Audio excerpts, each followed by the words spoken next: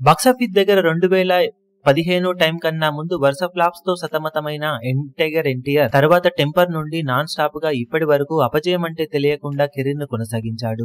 మిగిలిన వాళ్ళు అప్పుడప్పుడు ఫ్లాప్స్ ను అందుకున్న ఎన్టీఆర్ మాత్రం చేసిన సినిమాలన్నింటితోకి మినిమం యావరేజ్ లెవెల్ కంటెంట్ ను ఎప్పటికప్పుడు ఇస్తూ అబో యావరేజ్ లెవెల్ రిజల్ట్ ను సొంతం చేసుకుంటూ ఫ్లాప్ అనేదే లేకుండా కెరీర్ ను కొనసాగిస్తూ రాగా తెలుగు రాష్ట్రాలలో కూడా అన్ని సినిమాలతో ఎక్సలెంట్ కలెక్షన్ ను అందుకుంటూ వచ్చాడు. కానీ కెరీర్ లో ఇప్పుడు ఎన్టీఆర్ బాలీవుడ్ లో చేసిన మొదటి సినిమా వార్ 2 తో బిగ్గెస్ట్ ఫ్లాప్ ను అందుకోవడానికి సిద్ధమవుతూ ఉన్నాడని చెప్పవచ్చు. 90 కోట్లకు పైగా బిజినెస్ ను తెలుగు రాష్ట్రాల్లో అందుకున్న ఈ సినిమా అందులో సగం వరకు రికవరీని కూడా అందుకునే అవకాశాలు ఇప్పుడు కనిపించడం లేదు. కాగా సినిమా బాక్సాఫీస్ దగ్గర 5వ రోజున 1 కోటి లోపు షేర్ మాత్రమే అందుకొని కేవలం కంటిన్యూస్ గా 1 కోటికి తగ్గకుండా షేర్ ను 4 రోజుల పాటు మాత్రమే దక్కించుకుంది. ఎన్టీఆర్ కెరీర్ లో లాస్ట్ డికేట్ లో ఇది లోయెస్ట్ 1 crore షేర్ అని చెప్పవచ్చు. కంటిన్యూస్ గా టెంపర్ సినిమా మొదటి వారం మొత్తం కలెక్షన్లను అన్ సీజన్ లో కూడా సొంతం చేసుకుంది 1 కోటికి తగ్గకుండా. తర్వాత వచ్చిన సినిమాలన్నీ కూడా మంచి జోరును చూపించాయి.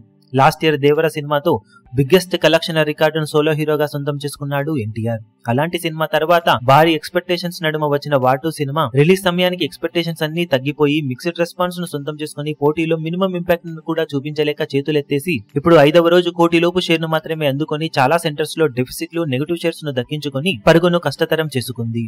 దాంతో డికేట్ గా ఎన్టీఆర్ స్టార్ పవర్ కి వచ్చిన ఇంపాక్ట్ ఇప్పుడు ఒక్క సినిమాతో తగ్గిపోయినట్లయింది. ఎంత డబ్బింగ్ సినిమానైనా కానీ సినిమాలో ఉన్నది ఎన్టీఆర్ఏ కాబట్టి ఆడియన్స్ ఇంకా ఎక్కువగా ఎక్స్పెక్ట్ చేశారు ఎన్టీఆర్ నుండి. కానీ బాక్సాఫీస్ దగ్గర సినిమా అంచనాలను అందుకోవడంలో తీవ్రంగా విఫలమైంది. ఈ వీడియో మీకు నచ్చినట్లయితే లైక్ చేయండి, షేర్ చేయండి, ఛానల్ ను సబ్స్క్రైబ్ చేయడం మాత్రం మరవకండి. ఏ చిన్న అప్డేట్ ను మిస్ అవ్వకూడదు అనుకుంటే బెల్ ఐకాన్ ను ప్రెస్ చేయండి.